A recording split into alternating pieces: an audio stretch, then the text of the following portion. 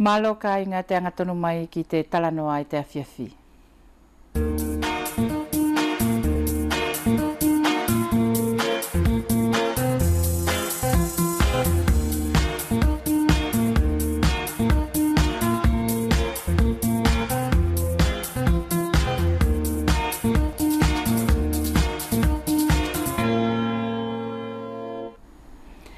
E whiawhia tō mau pēte loto ka inga i te whakawhelangia o te whilawe i a tātou i te talanoa. Tā whito i te whiawhia ni ka inga he kei hoko atu ai pē i te aruanga o te whia talanoa i o te kuputaki ai ni ko te whamiri. A whiawhi nei ne e au whakawhi mai lewa i a te tamai ai ni ko telema tui porta ane ke tō vai whakatahi pē i a te aruanga o tana tā ofi pē mo tana mau ki te mauhinga whoki o te kuputaki ai ko te whamiri.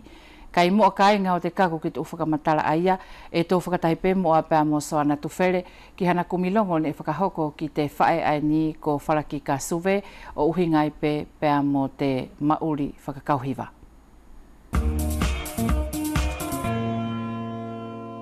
E tō soko atu lea whalongo tātou kāinga le aso nei, i le kāinga le nei ko ni whitu, i le whakolo le ni o vai tupu. Whakaapa-apātu mālo lako tō kātaki. Ki le soko atu lea whalongo tātou, e whakawhet koutou lakanga nei ke tō whakatasi, ki le potu o le tinana le nei ko Maria Whalaki ka suwe, ke ina anga o whakamatala mai, a whaasinga whatutu wala tō, i le kausua le nei o le manifikato e kauai. Maria Whalaki ka, mālo whaelau kātaki, mo te maua whoki o le aso nei. Io. Malo soana ka taki fai mol maua foki o le nei aso la awa awo fai le nei ngā oi mol whenua te tio mai ki tāua tā pala lau le nei sila la atea. Ko le kaku mai o le awhalongo o le aso nei whakika ki te koe te kumatala e iei a le mauri whalau maari e ke kau kia le palo kia le neo hifo i le potu le nei o le kausua. E mawhai mua ke anga whakamatala mai a le ingo o le kausua ke kau iei timor tupu anga tawhito o lau whiwhiri ke uro kau kia lātou e sua i a misa o le tominika le palo kia le nei. Tio koe ko le kausua e kau tāpiki ki ai ko le rona ingo o le kausua ko le manifikate. Ti iei lona pule kausua o le kausua le ia tāpiki au ki ai la. Ko tāni whalemana, ko ia le ia pule takitaki ki mātoula. Ko au na muli whai au tana ko le ia ki te au, ko le whukile na tio le ia ki ana e whai whuki a whono a mātou. Ti tonu ke anu stasi whakawhawhonga ia i whono whapalokia. Tiko au loa na whirwhiri e ia ke anu au o whono ko whakatuutuu kune e whai mai lato whakatuutuu mai, tio au au ano whakasoko ki te ia. Iyo.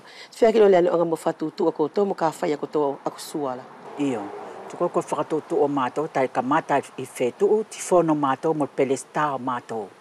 O whakatuutuu loe mātou, a tominika ka mata me tominika, o whano o kaku mātou, ka mata mai mātou me sanuari, o whakatuutuu mo tau polo kalame misala, o kako ki sunio, surio, bailua fetu, le urak poro kalame semestre le ia mātou la.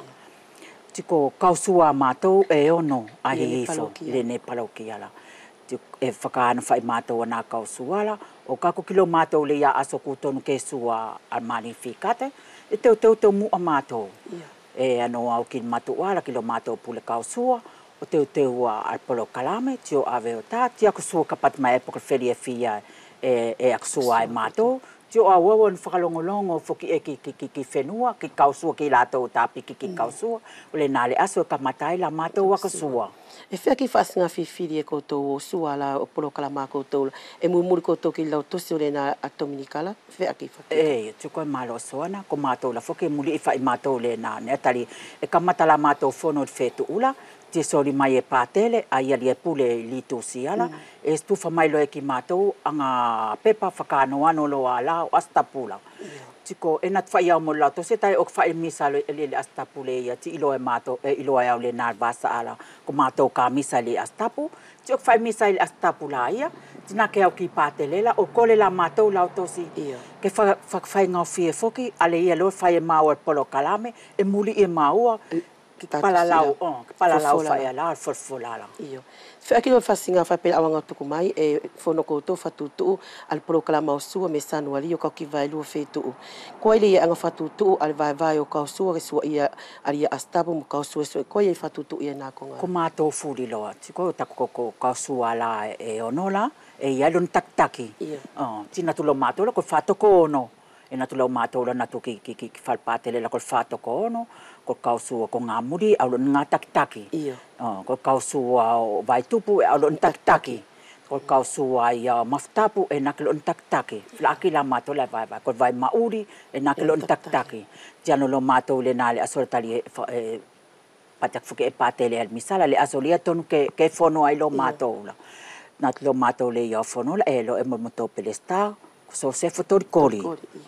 Ko ia lo e pule ki kausua furi la, pelesta ki kausua furi la.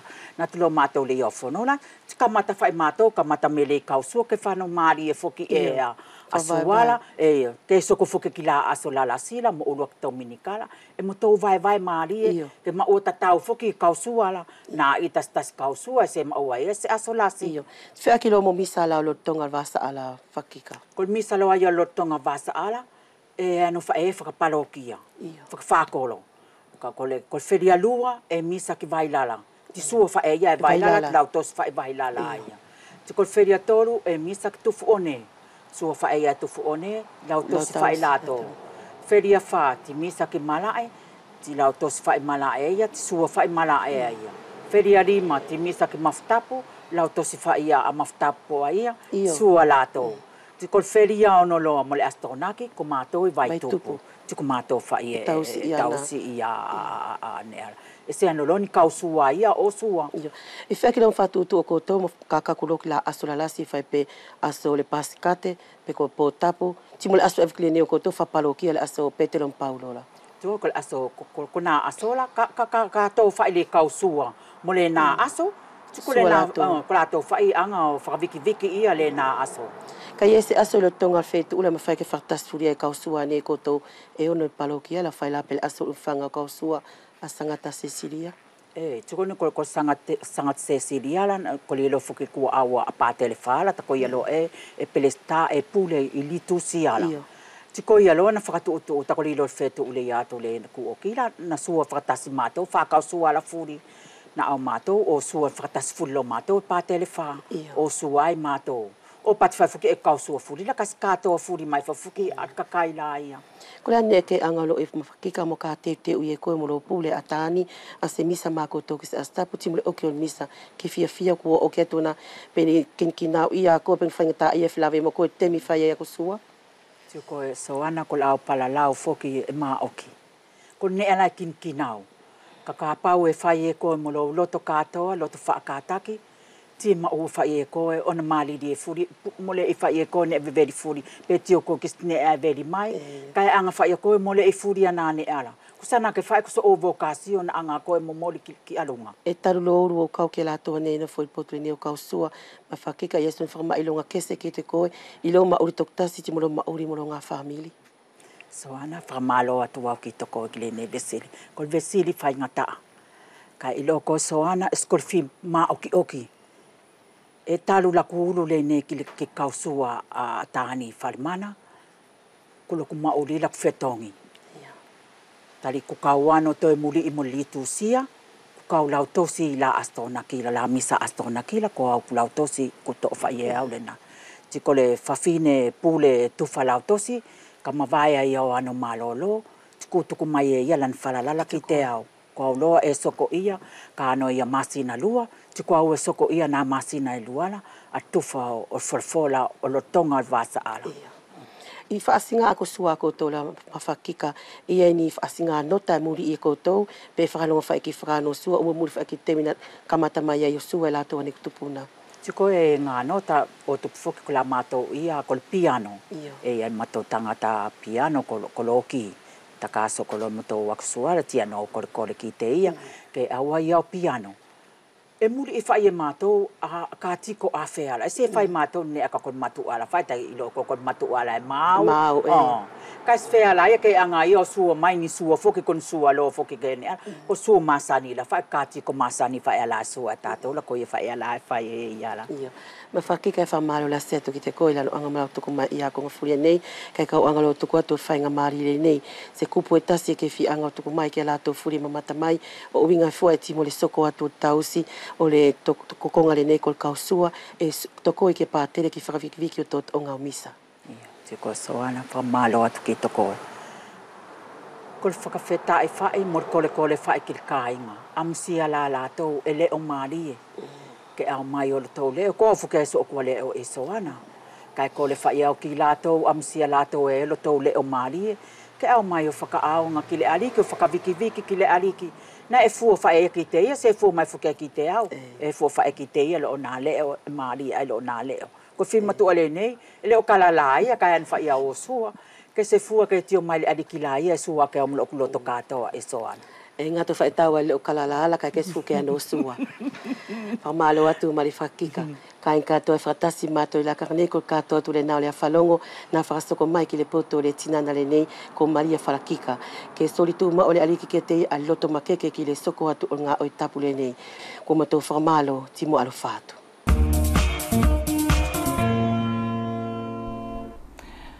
Whakamalo lahi ki te aluanga o te vai a te tau whae ani, kai ngai ko mahino tupe te aluanga o te kuputaki whuki o te awhiawhia kei hoko atu ai pe te aluanga o te whia talanoa i o te family. I te awhiawhi nei e tō whakatahi ai whuki pe amo telemātu i porutaane au whakamanatu i atu ko tōna tau onongo furu mātoru ai ni o hoana ia pe amo whapio la longo te o mau i tana whanau ko te toko ono. Pei te aluanga o te kuputaki a tātou i te awhiawhi whakahangahanga tā whito ki te tamai tauhi family. Urua ki pē telemātu i porutaane au whakaapa-apātu, malo i tau whakataki, malo pēa mo tau whakawhainga fua i te whakaafe ne au whai atu ki a ko i te awhiawhi. Malo, ki ariki. Urua ki ariki e whia more atu ki tō potu, malo pē te aluanga o tau whakataki te ahonei. I he tau tūla ki e te ngau e ni ko ke whaiwhaitaki. Pē mua nei te aluanga pē mo te hoko atu te tāparapara lau, vai hoinga ki te whamiri. E o whia tau mua ki atu pē te ahonei, ia whakaapa furi nei wheala ke mamorifo, i te pongpongi uhu, e te whare ngau e ni o tātou. Ke ana tau e tuha ki ai, i te tatou mauri whawhenua, o whea e pē, ki te mauri whakalotu, pē mo nātou o te pureanga pēr mo te politike. Tere mātu i porutaane, ko ke longo mai pe ki te aluanga o te vavaianga ki te kāinga, e kuputaki i te whelawe i a tau ai te awhiawhi ki te family. Mai tona ohinga ai, kua tō whaiwhangona whukinei i te tau kua whakatapui ki te family. Kai te amusiange ke maupe i a tau tāofi, pe amo hau whaahinga, whakamauhinga le wafuki, i a te tau ani kua whakatapui, ke whakamauhinga i at family. Rogi au whairaka whawhetai ki te ekresia, i tāna toko ngai kehe i te mauri o he family. Ko whakatahitahi te ahonei i te o family, ke tō whakamauhinga kehe i te tau ani ko whakatapui ki te family, pēr tonu, ke iei hona whahinga whakakakano, ma hona mauri e tātou, e tamai pēr mo te whae, pēr mo tāna tō ki family takitahi. I tōna tō uloto whare, pehe konga mea pē, e na tō mauri ai. Whiawhi e te loto telemā, i te awhiawhi nei e wheala ke au alawhia i lewa i te aluanga o te tamai tauhi family. Ni lane e tō ai e taku whiriwhiri ki tō potu, ke vai mai mua, ki a mātou e wheala ke whakatahi moko i te awhiawhi i te aluanga, pēr mo tau mauri i a tō uhinga tamai tauhi family. Ki te uhinga tamai family, tuku pē ka vai atu i te uhinga i a oku ko te tamai. Ko te uhinga tamai e au mauri e au pē moto ki family, e tonu ke iei he whelo ngoi ke kehe a aku pē moto ko ohana. Pē moto whae o te maa whanau.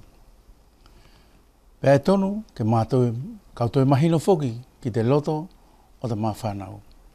Pe koai i a mau, pe koai i au ki tak whanau, ki te maa whanau, pe koai i a nātou ki a mau ani ko tana tau mātua. Pe whewhe i tona whahinga mauri i. I tona whahinga whakahino-hino, tona tau pui, mai a whahinga mea e ki te tuania nā hoko ki a nātou i te mauri, te tūtāmaki, te mea e aunga ki a nātou, i te temi na tō mauri whakatahi ai moni na tō kaumea. E hiai te whakahino-hino i loto whare, e wheala ke whuakiange, e au ani ko te tamai, pēr mo te tokonia te whae, a e wheala ai ki a nātou, ke na tau whakaaonga, pe mo na tau muri i le lei, i e te utokoni le whiala ke whakiange, e au ai ko tamai, pe mo te tokoni a te whae. Tele mai au fia puke ia te whainga marie, he kua tau longo tatau pē ki te o palalau i te lakanga nei, ia te ako i whanau o atatou kui, o hauai pē ki atatou mātua, pe awa whakatatau mai lewa ki te lakanga nei. Ko tea ia he whaahinga sio, ta whitola ia koe ai ko te tamai, iei he kehe o te ako i whanau aia, pe amatu o mauri whakawhamiri whoki aia, mai te lakanga ai ki te mine. Ko te whehui mo hinga ani, i tono tupuanga ani, ne whiala pē ki a tātou ani, ke tau sio i te anganga ako i e tātou ukui, i tātou, pe ko tātou, i e peko nātou ki a tātou whanau te lakanga nei. E kehe. Pea e whakatua nia. Ko te e whakatua nia ai, ko te kehe o te whakamahe, te ako i e tātou mātua, ai tau ukui, i e tau mokopuna. E hange ki au, e na tau muri pē ki te mea a e loto ki ai, i ono tau mokopuna. Pea na tau whailele i pē ki ai. Ka ki a tātou, ai ko te tamai mo te whae, i e te tuania ai tau no whai, e more tau fia whai, mora ui more tau fia whai, more tau amanaki, ke tau ako e tau whanau, o muri ki tau na whahinga ako e tana tau ukui. E tau whaingai, ke ia he tahi whahinga, whakamahinoanga ki a nātou, i e te aluanga, pia mo te tuania e tau no whai ai, ta whitolai te lakanga nei, ko tau whilawe i ai, mo te hei ukonga, e whiala, ke whakatuania, a la tau no whai te ahonei, pia tau tuania, pia tau tuania moni pia. E o ta ofi e te palalau ani telema, o te urua ki whale ako o tātou ko te lotu wharepe. Whewhea ia hau whakamahina mai telema i te aruanga o te whale ako whuki aia. Pa whiawhia, te aruanga bea mo te tau whehui mai i te konga aia, he ko te konga aia ki te potu o kutokotahi e au whakamoni ki ai. Ko te a e au whakamoni ki ai. He tonu i te whanau, ke hū ki tua i te matapā ai o te kitaro te whare, kua whiaunga i ta ki te whakahinohino. Kua whiaunga ta ki te whamatara ki ai, i te anga whakaapa-apa. Ai e tonu ke na whai. Ki te kāinga e whelawe pia moia, pe i te lotu, pe i te anga i whenua, e tonu ke mahino ki ai, i te whakaapa-apa. Pea ko te maua ai au kita ko te tamai pia mo te whae, ke ki te whakahinohino ta ki te whanau. He kapau ia he potu e tōhala. Mara whakaamu au, kautuku ngā kovi i te lotu. Mara whakaamu kautuku ngā kovi i te anga i whenua, he ko tāku pehala. Le mora whiaunga i taku whakahinohino. Whakahinohino i ta ki te whanau, ke poto i te whakamalo, ke poto i te anga whakaapa-apa, ke na ilo i te palalau, e aunga ke na whakahoko, mo whaiwhaitaki, ke tahi whiala ke nā whilawe. I te lakanga nei whuki i telema, a mahalo mole ke i ungia ki a koe, i te aluanga o te o ki i whamiri, e kua kaunga maali e te o ki i whamiri kua mawete-vete, i whamiri mole pē ke i hina whelongoi, ka i taku amusianga ae ke vai mai pē tau potu i te aluanga o tau whaahinga tauhi, pē ko tau whaahinga taupau i tau uhinga tamai ae tauhi ki te ki i whamiri, ko te ahe o whaahinga sio pe ko he upule aki e wheala ke vai mai ka mātou. Tala noa ki te u whamiri ko mawete-vete i te lakanga nei. Ia i whanau e mawai, mai tana tau mātua, kei na tau mauri whakatahi. O whainga fua pē te whelau ngoi.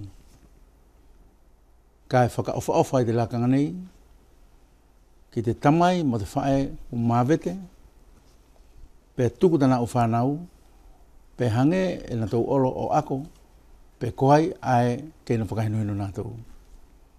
E ia tau whanau, e na tau tāpiki tana tau whae, e na tau tāpiki tana tau tamai, pe na tau mai pē, ke he mea na tau loto ki ai, mora ko he pāki e lelei. Ko te pāki ai lelei, ke tapatatau, ke arutahi pē, i e te ako te tamai pē mo te whae, ke nā mauri whakatahi, o whakahinohino tana whanau. E ia tau potu e tau hala. Ko tau potu la e tau hala e tau noe ke tau manatui, e ia te atua. Pea ko te atua e te lotorotoi ngā whamiri, e koia ae, e wheala i ke tau mahino, ki te ngāu e ma te mawhi te atua, e na whakatahi tu mau e pē, e te whamiri ke whakatahi. Koia e au whakaapa-apa, mo au vai mamahi ki tō whanau ae e mawete ana tō umatua. Ka e longo mea ke whewhei. Ko te mauri whai kore, mo te mauri hufaki i tātou e tonu ke tō whetokoni aki. He ko te vai a tō whilawe i pēr moia, whilawe i pēr mo tangata furi. Ka e tonu ke tō manatui, e iai e te atua, e ko ia pēia e tokoni mai ka tātou. E o tā ofi e tau vai ai te kamata telemai, te aluanga o te whau o te ki family. Ia koe ai ko te tamai, pēr mo ia ai ko te whae, e tonu ke kurua whemahino aki, te mauri whelongoi, o whei ai pē whoke pēr mo te o whanau. Aki lai ia te mauri ai a telema, he e au toi tā ofi ia te palalau ai te lakanga nei, i ihi o mātua, mo le kena tō lawa ia na tō whanau. O te ai he konga e whala ke vai mai. O te palalau ai e tō longa te taupe kei te lakanga nei, e au uwhiuwhi i tōku uhinga tamai. E au uwhiuwhi mo kātara no mai, he tamai pe koe whae, mo rei kau lawa i taku whanau. Ko te atonu tupuanga. Ne more whiaunga tana mahino ki te nātula o tana whanau. Ne more whiaunga i tana whakamahino ki tana whanau, mo whakahaha ki ai i te anganga o te mauri, pe koai i au, i tamai, pe koai i taku whanau ki au. Ko te whakahino hino o ta ki te whanau, e iei te u leo, e aunga kia nātou. E wheala to ki te ohana, ke te koni mai, ke palalau ki te u whanau, a ki te leo, ai na tō whialong ki ai. He kana tō whakalongo tō whanau ki te leo ai wheala ke whakahino hino aki, e whakaofa-ofa. E na tō le pena tō te leo ai whakaofa-ofa, pe koe pe ana tō whiwhai ai. Ka ki te paa afa ki ana tō, koe la ai wheala ai, ke tō whilawe e mtō whaingata ia.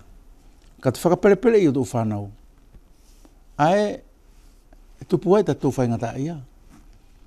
Ko te whakaperepere i ko tōna uhinga, e i o pe kita, ki te mea furi e hau kore mai ka apange.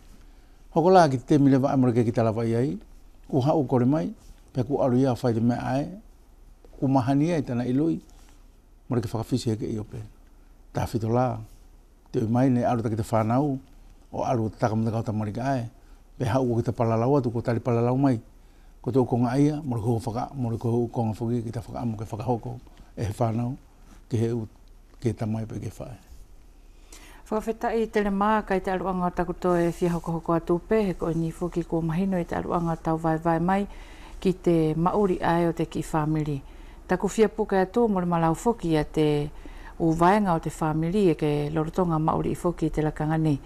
Kua tā vai e tō mauri ai whakawhamiri i te lotwhale, ka e tō mahino mai e ke tō e whakaaonga i whuki pēr mo te whamiri laulahi atu ai ki te whakalau marie.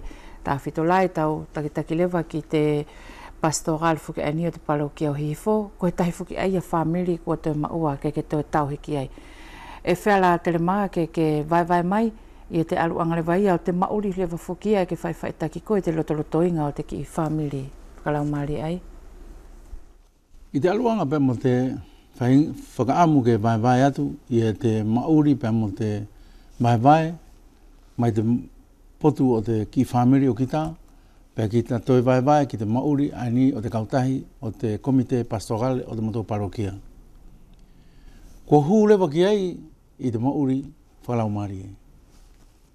Ko tona tupuanga he ko te pastorale, ko te kautakitaki o te ukautahi furi, e whakamaupo-opo ke taranoa moto koni kia whakaukau e kamata e tukumai e te poto pātere pe ane toi whakaosipe pātere. Pa ko te whahinga vai ko te whakatūtū i te mauri whakalau marie, i te aholalahi, i te mauri whaikore, ko ia ai whakaamuai, mo lelei ki te mauri whakawhamiri, ke ki te toi tāpiki ki te whamiri tahuilau marie, ki te ukautahi aini o te parokia, he mora ko he ukautahi me ko te ukautahi whaikore, ki te whawhanga o te tau ulau marie. Ko ia ai e au ngai, pe mo whakawhiawhia, pe mao he temi, pe more mao he temi, ka whiaunga pe tono vai, ke tukutu mao ai pe i te whakaukau, ki a mea e whaki mai e te prepitelo, pe ana toi whakausi agi pe, i te aluanga mohana tuku mai, hana whakaukau, e whakamoni ki a mea, e whakatutu e te pastoral, tā whito e nātou, e takitaki i tō kautahi. Ka puke i te whainga maari e tele maa, he koko e tonu whuke ani e takitaki ki te komite aia o te parokia o hihifo. I te tau ani kua whakatapu i e lewa foki ai ki te family. E kua iai hau sio, pe e ko hau whakatutu e ke teu i pēr mo te pule palokia, pēr mo te komite ani ki te whakamauhinga foki o te tau ani. Ki te tau ani ai kua whakatapu i te ekresia ko te tau ia o tau family. Ne whai i te whakatutu. Pe te komite pastoral i tana whakaamu ai ke vai te unga aue, ne vai lewa ki te komite pastoral ke iai he komision o te liturgia. Pea ko nātou ai te liturgia e peristai e pātere wha, pea mo nātou ne whiri ke nātou kaungao mo pātere, ko nātou ai ne tukuang ke a nātou, ke nātou kumi, mo whe kumi pe ko te a he whahenga ngau e whakalau marie, e tuha mo hu ki te mauri whakafamily, i te family i tau ani ko whakatapu ki hei. Pea ne ko te whakatutu ne ko nātou whai, ne whakamooni ke te pastoral ke whakahoko. Ke whakasiosio i e te u family. A nātou tona whakasiosio ke alu i e te u kautahi. Ki te u family ai i e te kauvaivai. More ko te AVP te ume awha, ka kena tau toi olo, o whai kore i, mo whai kore i te olo te whare aia, ke huu, pia mo te mauri whakafamily ani, kua whakaamu i te ekresia, ke tō whakahoko i tō tō sesi. Pea kua kamata tele mai te aluanga o tako tō whakatutu ani? Me whakahoko, e whakalongo i tōna whakahoko, ki te awahi, hoki awahi ai mātou, i te mātou parokia, i te ahotoru o ka toperi.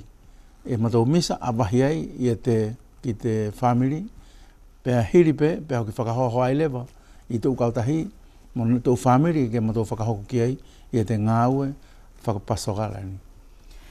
Tēne mā e ke takitaki te komite pastoral, pea ke tō e tokanga whoki ki te kautahi o te maftapu, whei ai pē ki te kauhiwa, kua whela ke au sio atu, kua family tolu le vai e te aluanga o tauhi whoki tō uhinga tamai.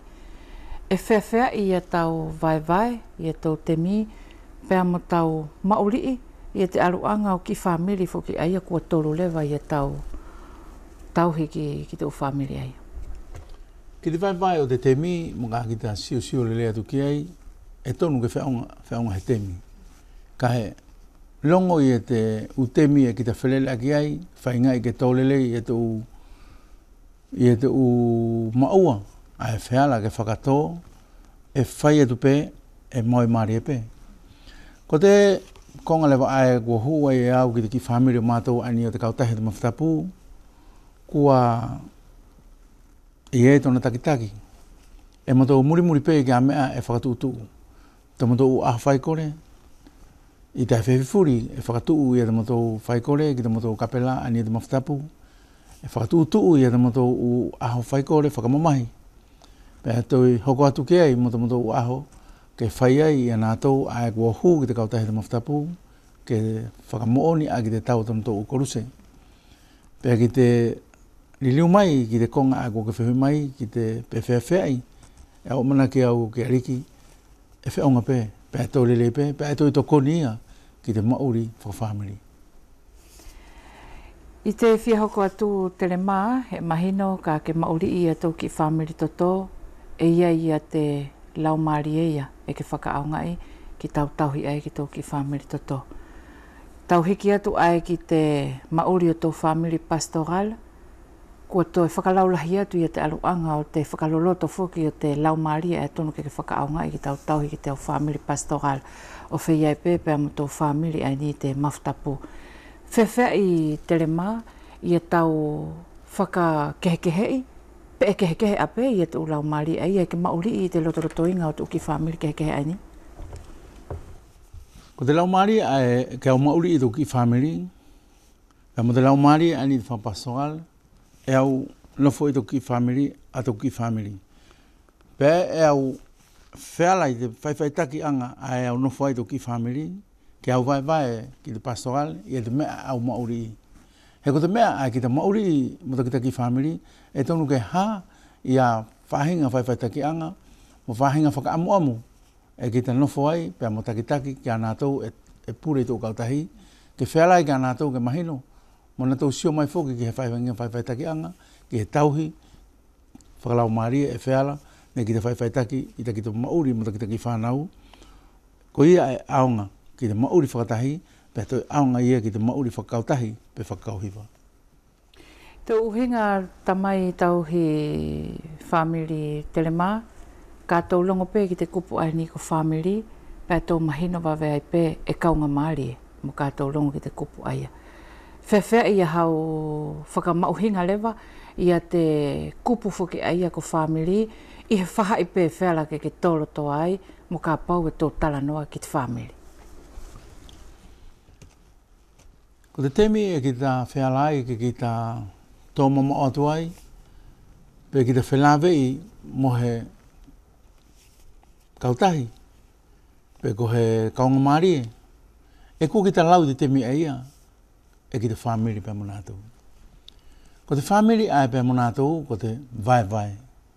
Ka pau e ie he whaahinga vai, pe mo he umamahi ai ki ta mahino lele ki ai, e wheala kena tō vai mai pe mo kita, pe ki te tō wheala ha ki ta mahino, ke ki ta vai atu pe monātou, ko ia ai wheala e kau ui au, e moro koto ki te family pe ai te awhuri.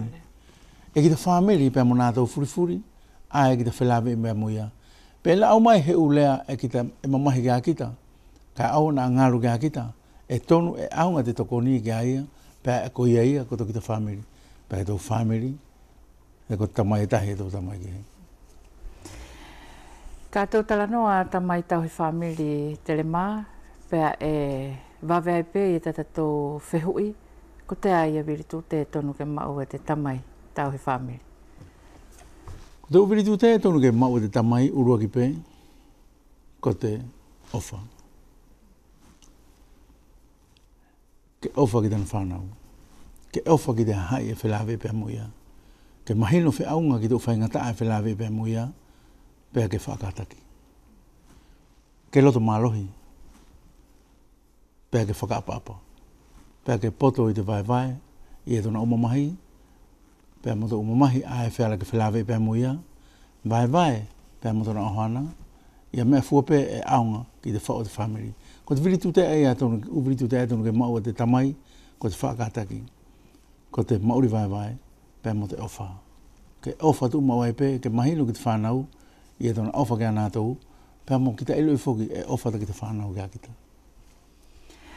E au puke pē i te whainga maari e telema, he kua tō mahina ta tau pē, tō whaiwhangona nei he temi houhou o tō mauri, o whei ai pē pēr mo te tau ai ni whaiwhaianga mohea, kua whakatapu i whoki ke whakatuha ki te mauri whakawhamiri.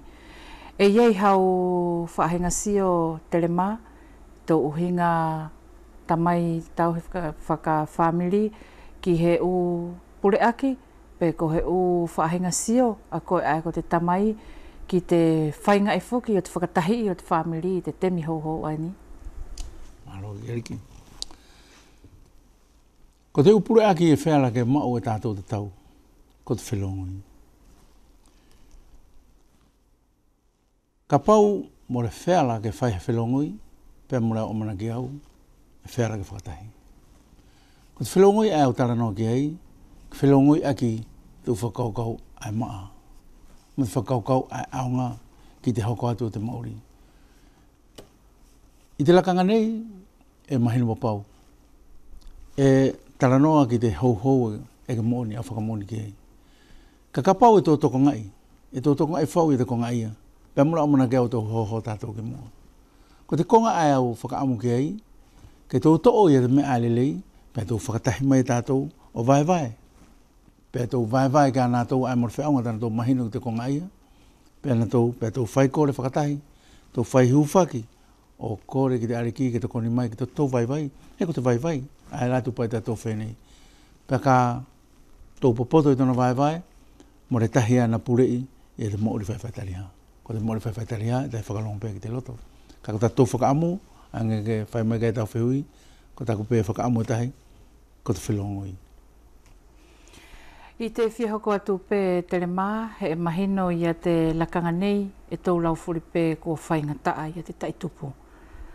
Kai te aluanga lao ta ko whieta o pe pe amukoe ai ko te tamai tauhi o te ki family, e whewhea ia hau whaingai ke uakai e te uwhanau ki he lau maari e fuki e lelei ki te hoko aki atu o te mauri whaka family.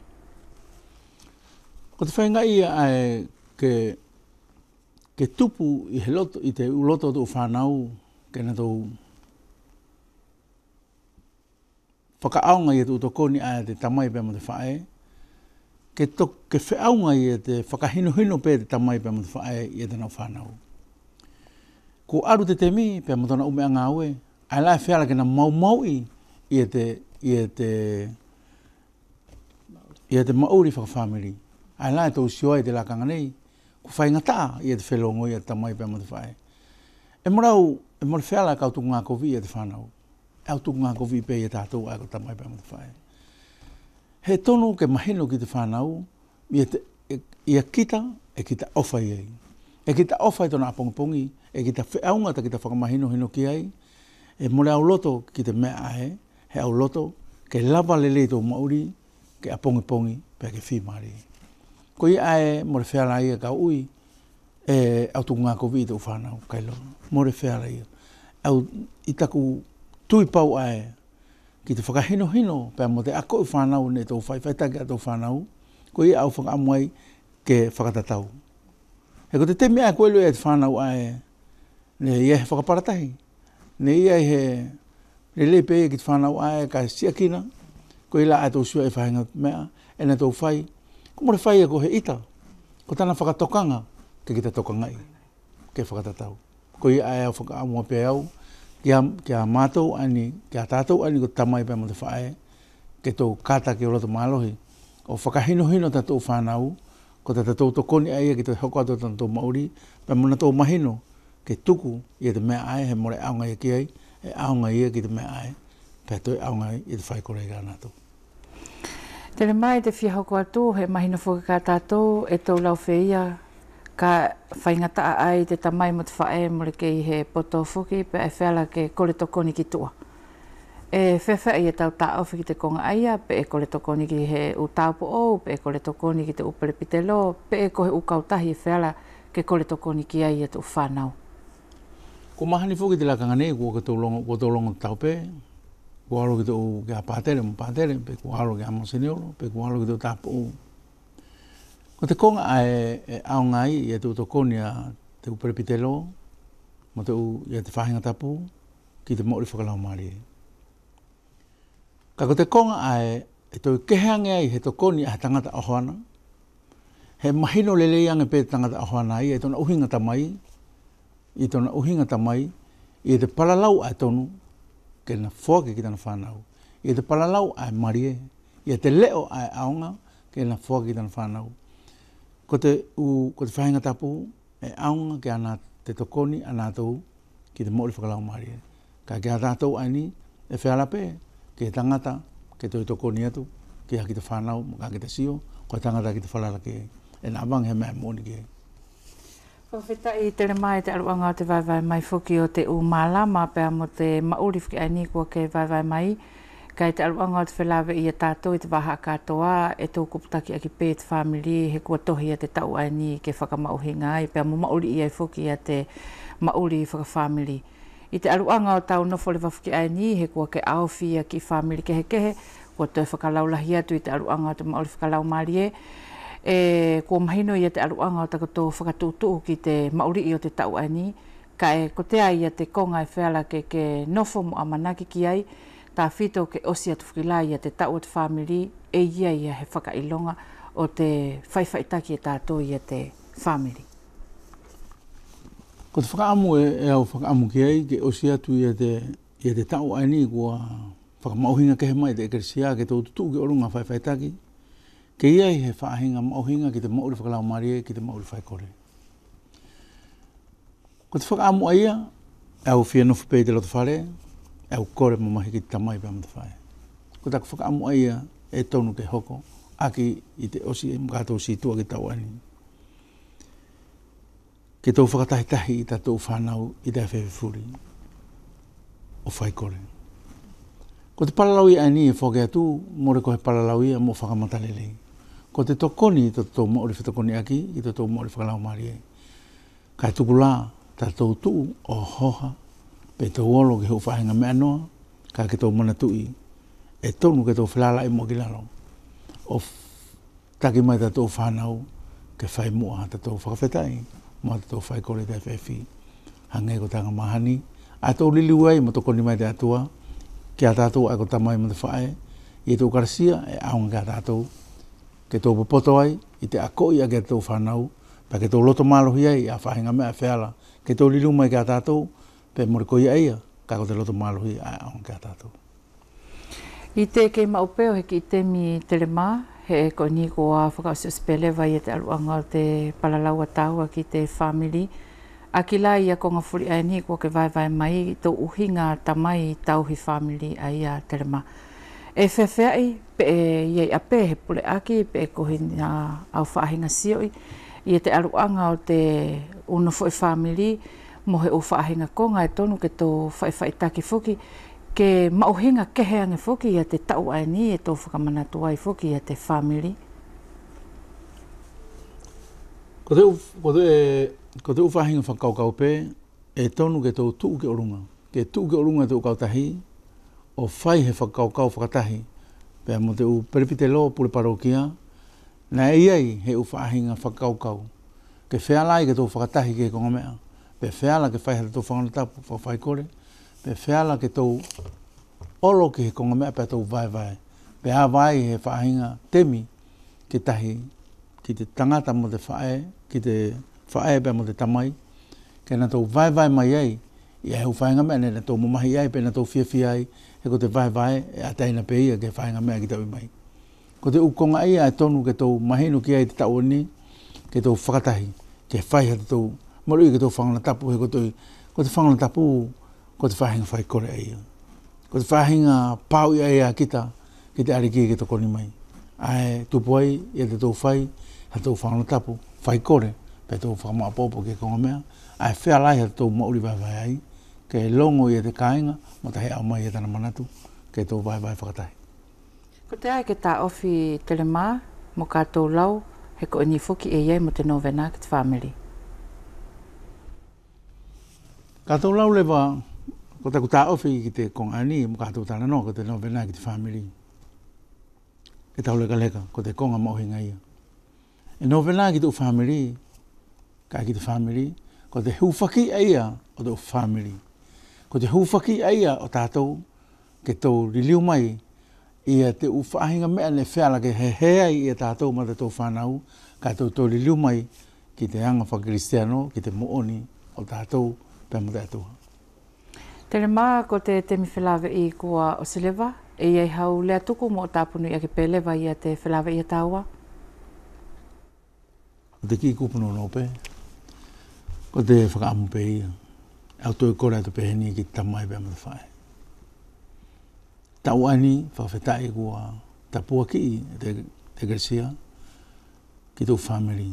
A vai ki tō family, whilawe i pe mo tō mamahi, ko tō loto whakamore. He ko te mauri, more tahi ana puke, kai au kore atu ke a koto, ko tamai mo te whae, whaiwhaitaki e tō mauri whakalau maari e. Ko tō mauri whakalau maari e, a o mana ki tō, e te tō mauri tā furi. Kai longo whuke he mea whewhei. Ka ko te tokoni aia, kore atu ki tamai mo te whae, ke whiaunga tatou whakahinohino tatou whanau, ke whiaunga i e tatou mahino ki ana tau, pia mo tō loto whakamore tu maupe ki ana tau, kai tō tokoni ki ana tau, ki te hoko atu tō mauri, ke mohona tō apongpong lele. Tele mātu i porta ane a whakawhita i mwhakamalo a pitoa tui te aluanga o tau tuku mai ana i vai ani mo whakamahino furipe, na ai wheala pe ki te tamai pe ko he whae, te uwhanau, ke na tau puke i he ki i kupu pētahi o te temi whilawe ani o taua, ki te whauaki o te hoko atu o te Maori whakawhamiri. Ke manu ia i te hoko atu o te unga ue furipe tele mai ke lorotonga tu ulaki i te lakanga nei, pa ke manu ia whuki pa mo te tau ani o te whamiri ki a tātou tatau. Ka inga e mamata mai e tau hoko atu lewa i te lakanga nei, tau mata me e kot fui me ana mai te kolo ani o hawhosiani e na tau whakafofonga i te palo ki au hahake i te whiriwhaiva ne e whakahoko i te malae o sangatsoane i te taurua whe hong furumawha.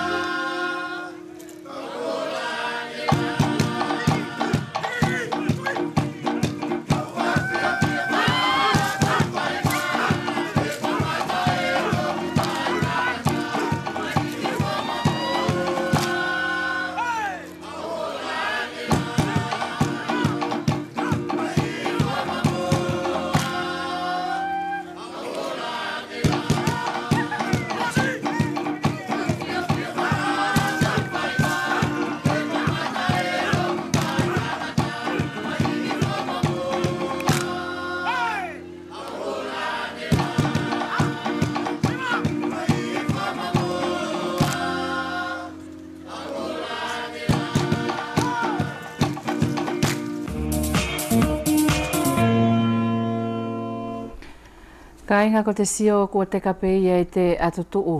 Ka e toi whakamanatu atu pē ko te tauluafe hong furumatahi ana mori ko te luafe hong furumawha. Ka e tō manatu i te lakanga ae ko te luafe mawalu ne whakahokoa i he aho malolo tu whanau ako te paloki au hihifo ki te motu.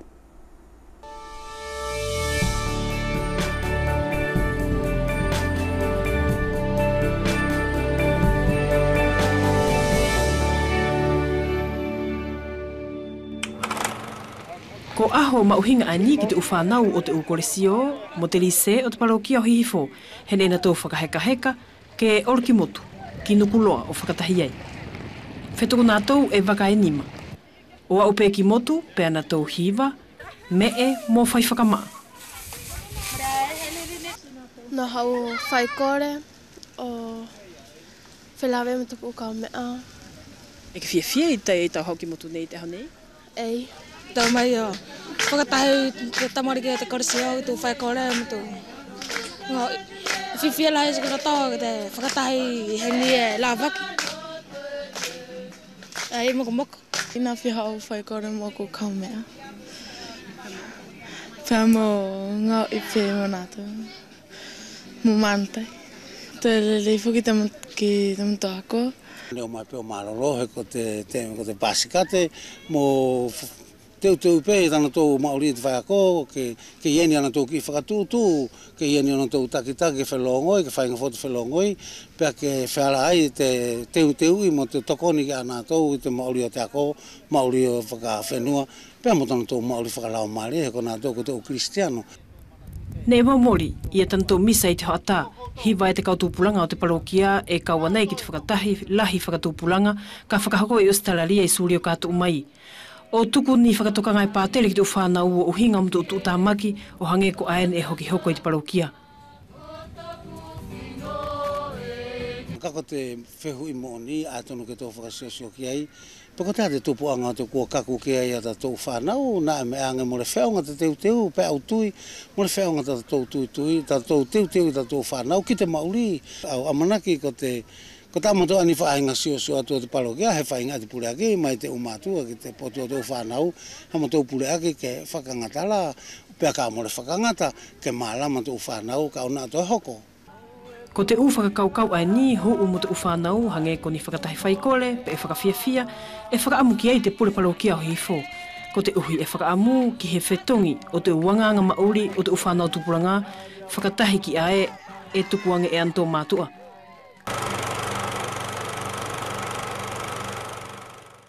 Kua o sia motu, kai tō hake mai lewa ki te karimerita o whakaosi mai pē lewa kia i pēr mo te ki ihi walotu ai ni, e tuku atu e te mahoro ai ni a te OCDC.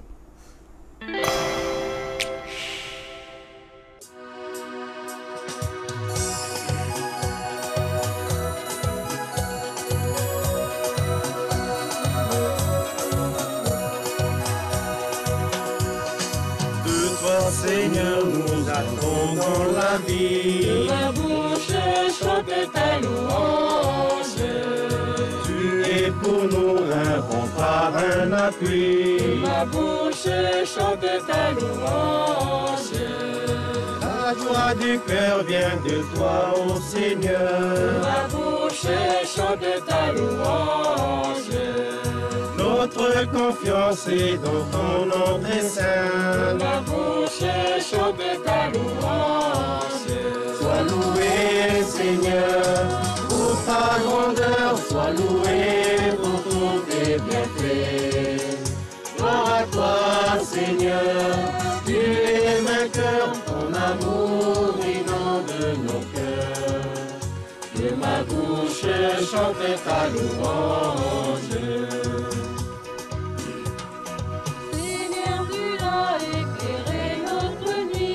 Ma bouche chante ta louange.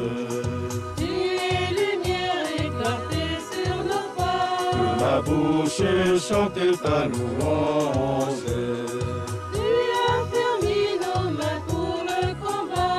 Que ma bouche chante ta louange.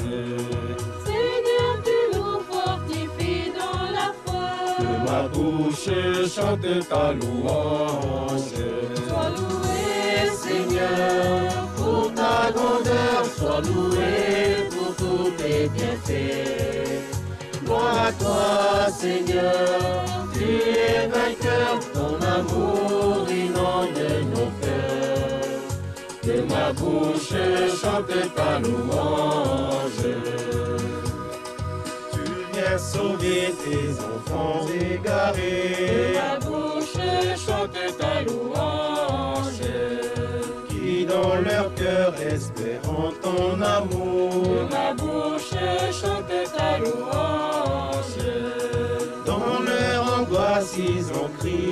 vers toi. Ma bouche chante ta louange. Seigneur, tu entends le son de leur voix. Ma bouche chante ta louange. Sois loué, Seigneur, pour ta grandeur. Sois loué pour tous tes bienfaits. Gloire à toi, Seigneur, tu es vainqueur. Ton amour inonde nos cœurs. Que ma bouche chante ta louange. Sois loué, Seigneur, pour ta grandeur. Sois loué pour tous tes bienfaits. Gloire à toi, Seigneur, tu es vainqueur. Ton amour inonde nos cœurs.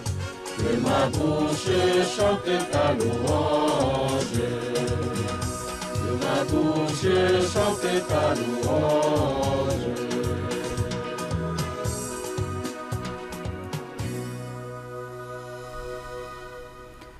Whakawhetai mo whakamalo ka inga e te aluanga o takotou muri mai e te temi whilawe ani mo whakaamo pēne e tau hoa i a konga fuli ne e teu teu i pēr mo takotou amanaki. Ke manu ia i te hoko atu o takotou a whiawhi televisio kua matau tau i ne pēr mo o whātu.